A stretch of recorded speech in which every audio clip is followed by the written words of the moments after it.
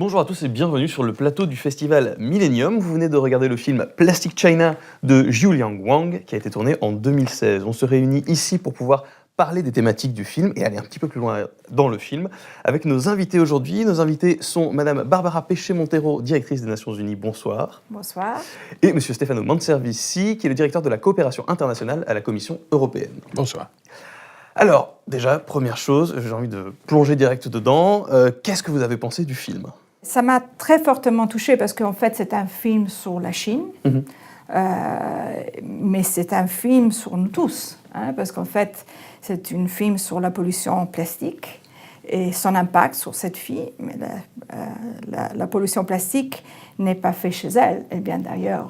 Et donc, c'est toute une question sur notre civilisation et les risques qu'on court si on ne le regarde pas bien dans le visage, qu'on ne fasse pas quelque chose concret. Et donc, c'est un film, je ne sais pas s'il l'appelait un film, mais moi, ça m'a touché très fortement. Monsieur Manservisi. Je trouvais un film très beau. C'est, à mon avis, un produit du néoréalisme 2.0, en quelque sorte. Et c'est un film qui est intéressant parce que, comme le cinéma néoréaliste, il y a 40 ou 50 ans, en fait, crée un mélange entre les personnes et l'environnement, et il dit très peu, en effet. Et donc, appelle le spectateur à être un peu moins passif et à se poser des questions. Un peu comme le néoréalisme il y a 50 ans, de réveiller les consciences. En parlant de réveiller les consciences, justement, est-ce que cette réalité qui est dépeinte dans le film est une réalité dont vous étiez déjà au courant ? Cette pauvreté en Chine, cette extrême pauvreté et cette fin des déchets plastiques comme on peut le voir. Vous savez, la Chine est un pays on l'appelle en anglais middle income. C'est pas un pays pauvre par définition, c'est un pays que dans plusieurs manières on voit comme riche. Mais en fait, c'est un peu comme le Brésil, comme l'Inde, comme énormément de grands pays. Il y a beaucoup de pauvreté dans ces pays. Mais ce que je trouve très beau de ce film, c'est que la pauvreté, c'est pas seulement avoir ou ne pas avoir l'argent. On voit la pauvreté dans toutes ses dimensions. Le fait que cette fille n'aille pas à l'école, qu'elle n'ait pas accès à de l'eau nette, dans la quotidienneté. Et c'est ça ce qui est intéressant de tous les débats qu'on est en train de faire au niveau international, les objectifs soutenables de développement dont on discute, mais qui sont très vrais dans cette film, parce que c'est dans toutes ces réalités, tous ces aspects différents, et un sans l'autre n'avance pas. Et donc, je trouve ces films très, très relevants pour nous tous, parce qu'en fait, c'est pas dans les pays très pauvres, ce n'est pas seulement dans ces pays-ci, mais aussi en Europe. Ça peut être une description un peu différente, mais la pauvreté des enfants est en train d'augmenter. Il y a pas mal de problèmes qui sont communs. Ils n'ont pas forcément les mêmes caractéristiques, mais ils existent. Et ici, comme ailleurs, ils ont un lien très fort l'une avec l'autre. Monsieur Manservisi, cette réalité chinoise ? Oui, la réalité chinoise, disons, est connue. Mais autre chose est de la connaître, autre chose est de la voir représentée aussi dans une œuvre d'art. Parce qu'il ne faut jamais oublier qu'un film, un documentaire sont aussi d'œuvres d'art. Donc il y a de la médiation. Et il y a des images qui sont choisies. Il y a une image qui est fondamentale dans ça. Et quand il y a la collecte de produits de beauté périmés, etc., pour être utilisés, même mangés parce que s'ils sont bons, et la vérification sur Internet. Qu'est-ce qu'il y a dedans ? Ça, c'est tout un film, c'est tout un monde. C'est le fait de dire, voilà, la Chine, on va revenir, mais c'est l'extrême pauvreté et la vérification technologique de qu'est-ce que ça veut dire. Ça, ce sont les deux extrêmes. C'est pas seulement, disons, l'image forte ou pas seulement la question du plastique ou de la collecte des déchets ou la production des déchets. C'est en réalité comme la question d'aller à l'école, la question de la voiture comme status symbol, etc. sont plutôt le révélateur de quoi ? D'un système qui se développe, mais en développant en même temps les inégalités. Et ça, c'est la question fondamentale, parce que c'est précisément autour du développement des inégalités qui rendent insoutenable la globalisation où il y a probablement un terrain dans lequel les pays soi-disant riches et les pays soi-disant pauvres se rencontrent. Parce que c'est précisément là où les inégalités mangent et détruisent notre société, que ce soit en Europe, que ce soit en Chine ou que ce soit ailleurs. J'ajouterais peut-être une autre chose, parce que le grand débat est si notre forme de société est soutenable telle qu'elle est maintenant. Hein?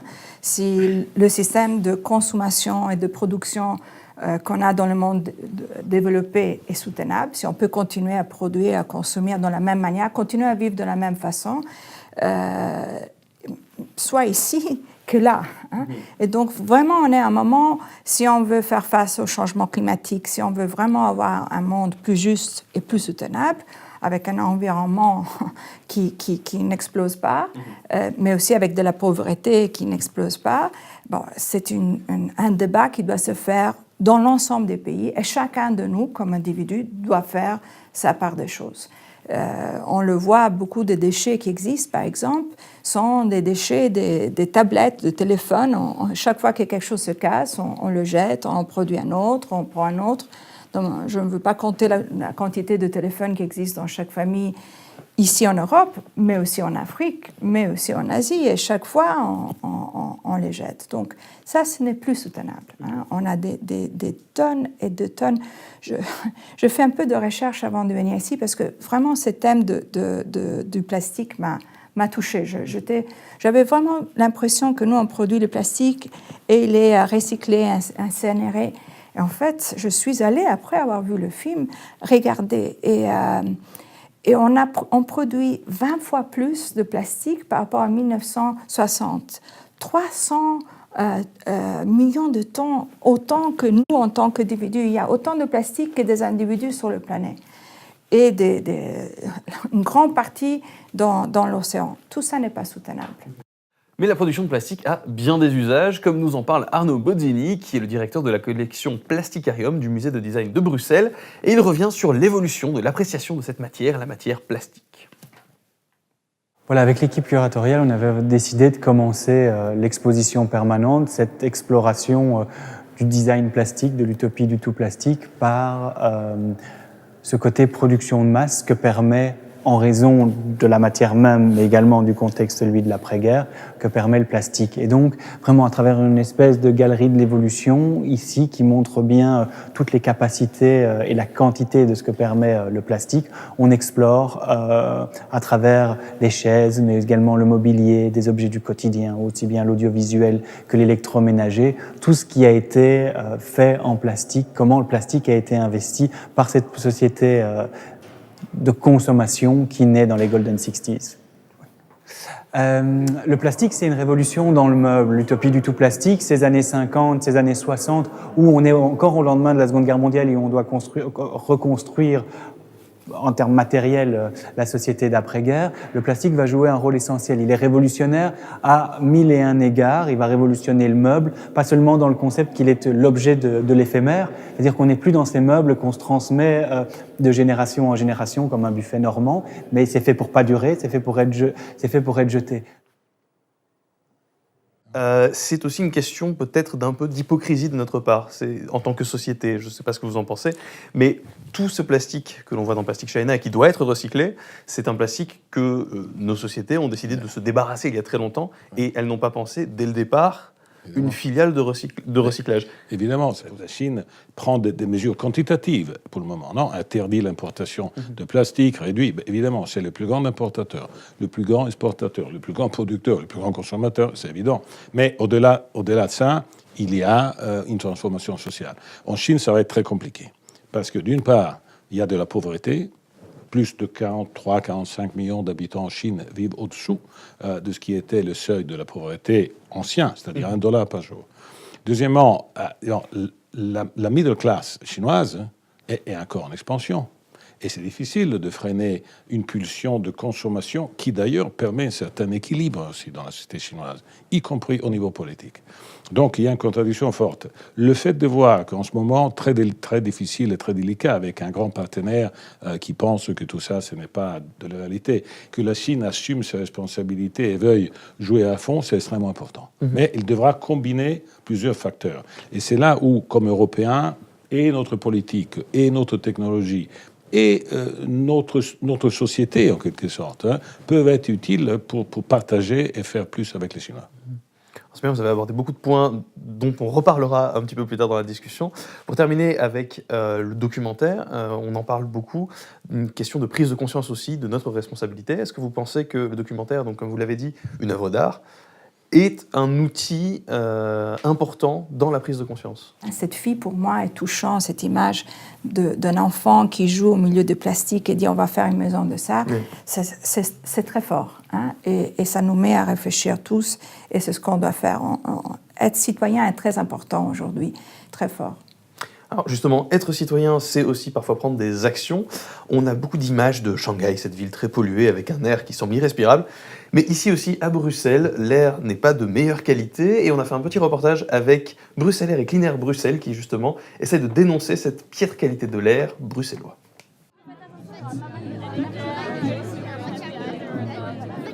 Alors Bruxelles Air, c'est un mouvement citoyen qui est né en septembre de l'année passée. On a tous participé à une campagne de mesures qui était organisée par Bruxelles Environnement. Bruxelles Environnement a mobilisé des associations, le GRAC et le BRAL, pour faire appel à leurs membres. Et on a tous, pendant une semaine, mesuré la qualité de l'air de chez nous jusqu'à notre travail, et puis pendant toute la journée jusqu'au retour chez nous. Par après, on s'est rendu compte en fait qu'on était quand même tous sensibilisés à cette question-là. Alors aujourd'hui, on est rassemblés devant le palais de justice parce qu'il y a 5 citoyens qui ne font pas partie de Bruxelles Air, qui font partie de Clean Air Brussels, qui est un autre collectif citoyen, qui ont intenté une action en justice contre la région bruxelloise en septembre 2016.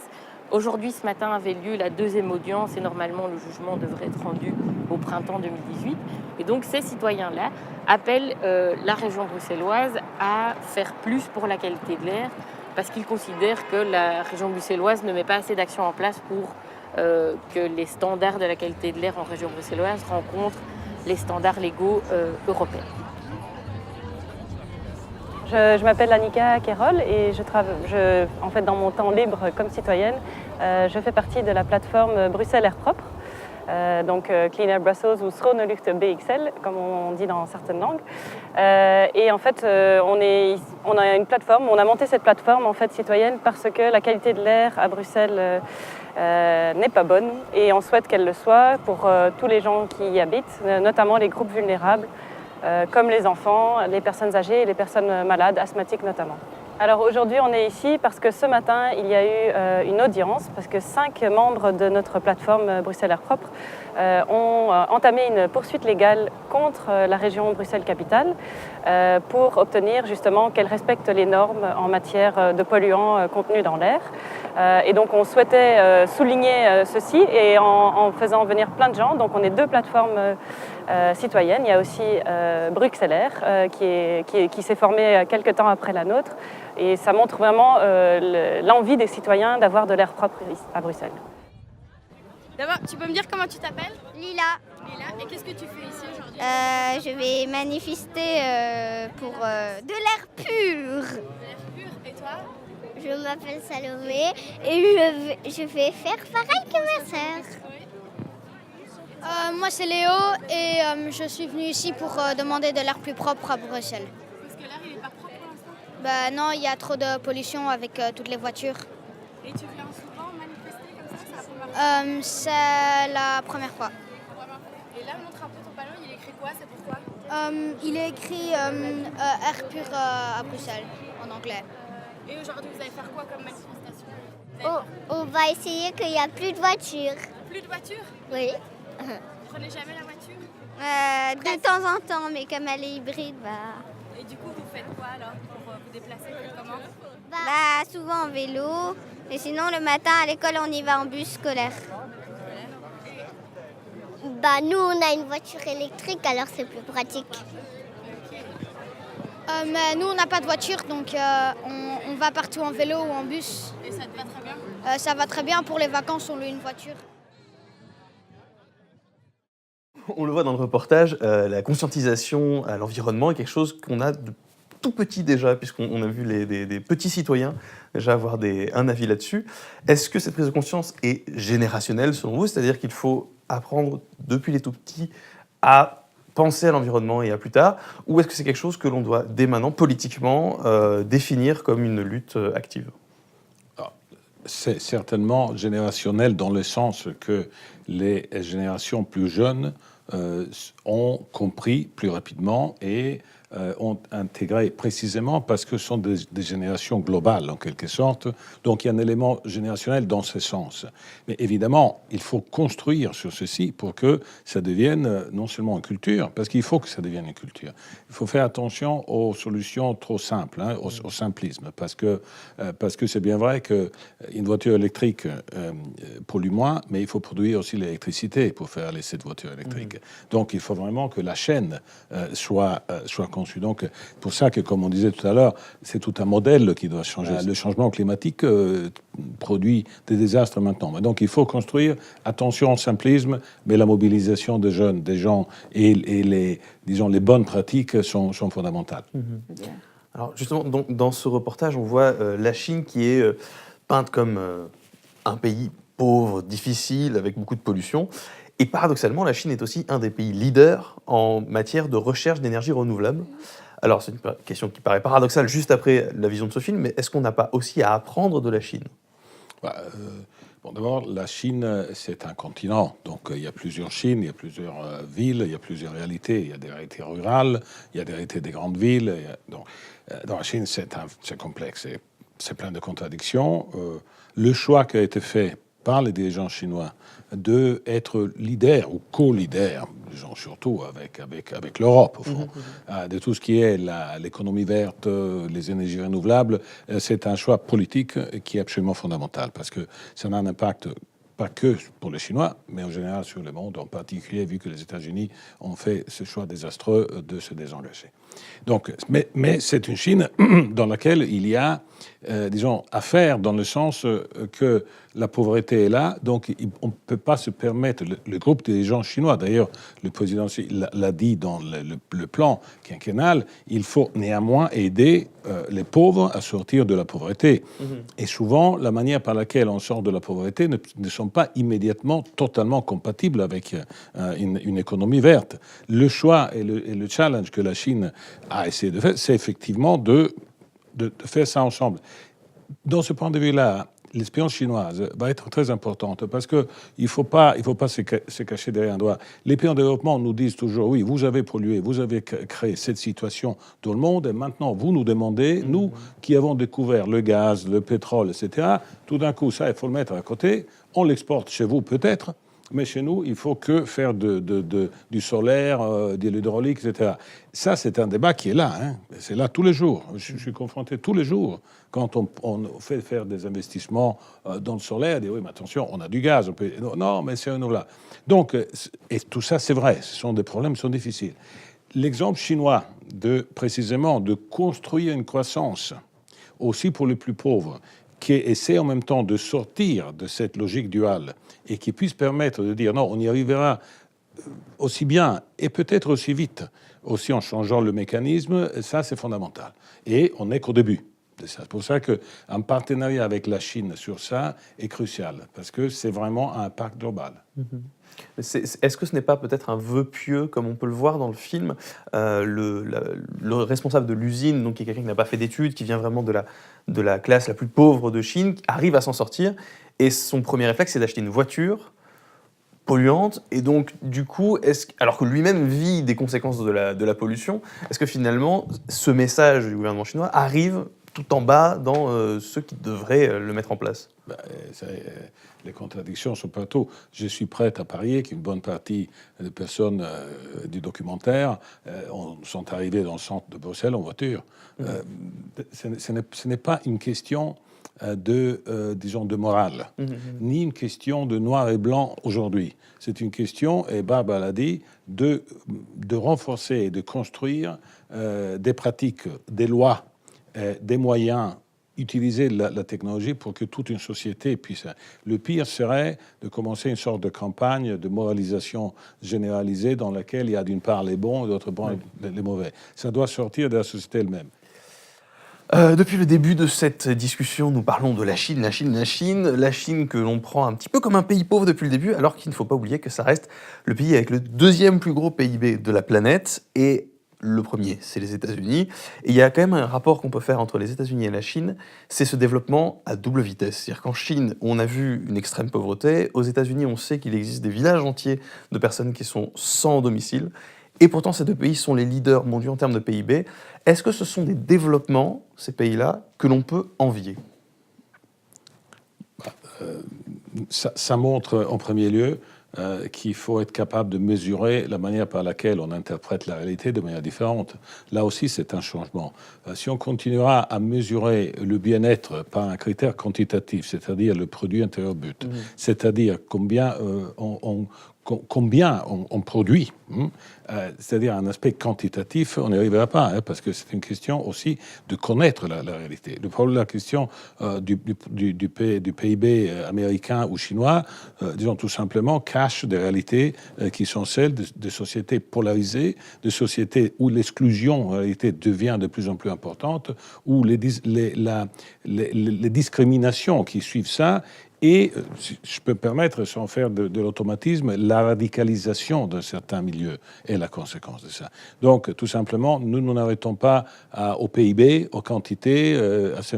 Il faut changer aussi des méthodes. Il ne faut pas la perdre, mais il faut l'enrichir. Sinon, on n'arrivera pas à comprendre les phénomènes sociaux qui vont devenir des phénomènes politiques. Madame Pêche-Montero. Moi, je vais amener à la table une discussion qui se fait aussi ailleurs, c'est les opportunités, l'emploi.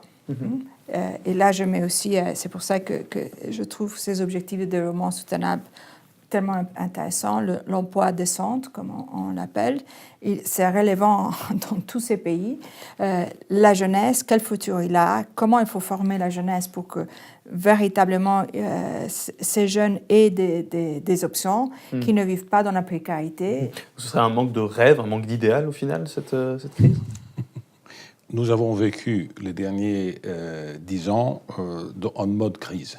D'ailleurs, la crise la plus grave qu'on a eue pendant non seulement ce siècle jeune, mais aussi le précédent. Donc, c'est vrai qu'on a intériorisé des facteurs négatifs comme point de départ. Je ne citerai pas la migration, juste pour ne pas ouvrir un autre chapitre, mais là aussi, il y a un message négatif qui ne correspond pas forcément à ce qui sont les vrais problèmes. Mais la question est celle de comment on arrive à cette vision positive. Parce que moi, je ne crois pas vraiment à, disons, à l'optimisme individuel, tout en étant optimiste par choix et par nature. Mais je crois que là, il y a un investissement sur l'éducation à faire. Éducation qui veut dire culture. S'il n'y a pas, disons, une jeunesse, un monde qui redécouvre la manière de lire soi-même et l'environnement par des instruments culturels, donc être éduqué, la technologie, ça va, mais à la fin, on risque de se retrouver dans la même situation dans laquelle tu appuies sur ce bouton au lieu que sur l'autre. Alors que c'est la manière par laquelle tu vois tout ce qu'il y a autour qui change. Donc, investir dans l'éducation, pas forcément dans l'éducation technique uniquement, mais l'éducation qui permet aux personnes d'avoir une solidité pour pouvoir aussi lire à travers la complexité. Donc la culture, je dirais, moi je la mettrais très souvent aussi au milieu. Et d'ailleurs, aussi dans nos actions du développement, etc., nous essayons ensemble d'ailleurs de faire remonter la culture, non pas comme un élément secondaire, non pas comme une étiquette, mais ainsi que ce cycle de films doit servir précisément non pas seulement à choquer, mais à faire penser, et doit être suivi par de la formation, mais aussi de la discussion qui même derrière avoir le théâtre, le cinéma, la création artistique sont des outils essentiels. Parce que sans ça, les sociétés ne changent pas. D'ailleurs, chaque société a eu sa culture. La culture de ces sociétés-là est déséquilibrée autant que les inégalités qu'elle produit. Donc c'est là où il faut, à mon avis, investir beaucoup. La culture comme moyen de changer le monde, ça c'est quelque chose auquel on croit énormément ici au Festival Millennium. Merci beaucoup Madame Péchon-Terreau et Monsieur Manservici d'être avec nous aujourd'hui. Merci à vous d'avoir suivi cette discussion et on se retrouvera un autre jour après une autre séance pour discuter un petit peu plus du documentaire. Merci à vous.